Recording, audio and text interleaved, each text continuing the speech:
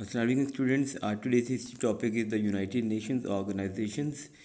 In today's topic, we will study about the aims and the basic structure of the United Nations. So, the United Nations organizations, what is commonly known as UNO or UN, it was officially formed in October 1945. Previously, it was known as the League of Nations, which was being set up after the First World War. So, the League of Nations remained totally unsuccessful to attain its objectives. That's why the world has to meet the Second World War. So, League of Nations was abolished and the United Nations was being set up after Second World War. Its aims were set out in the United Nations Charter, a formal document signed by all the member states.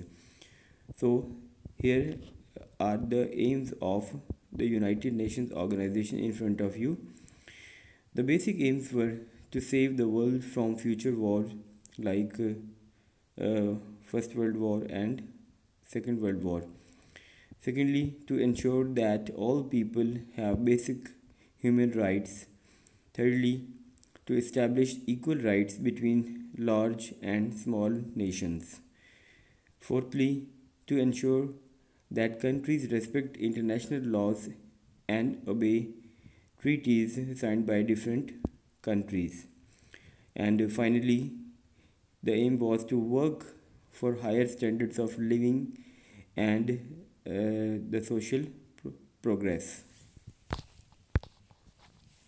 Now we will discuss the basic structure of United Nations organization. The UNO is headed by a UN Secretary General who has a large number of officials from members countries to run the organization.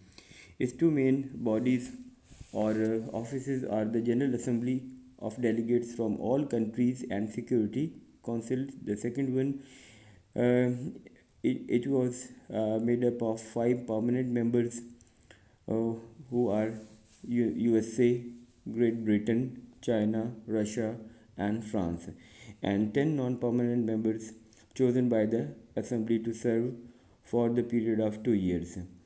The United Nations can order military action if it decides it is necessary, if it feels, though it requires the agreement of all 5 permanent members of the Security Council who are having the veto power.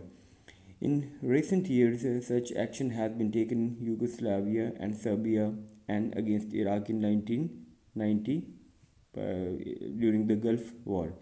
The League also has many organizations and agencies or sub-offices who work for the improvement in living standards of all citizens across the world.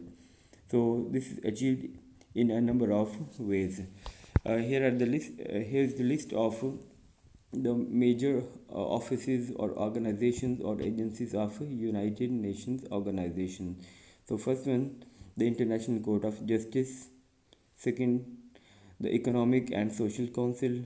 Thirdly, the United Nations Children Fund, what is normally called UNICEF. And fourth one is the World Food Program. And finally, its fifth agency is called the International Monetary Fund, IMF, and the World Bank, which is known as IBRD. Students, in the next lecture we will discuss the detail of all these 5 agencies, inshallah.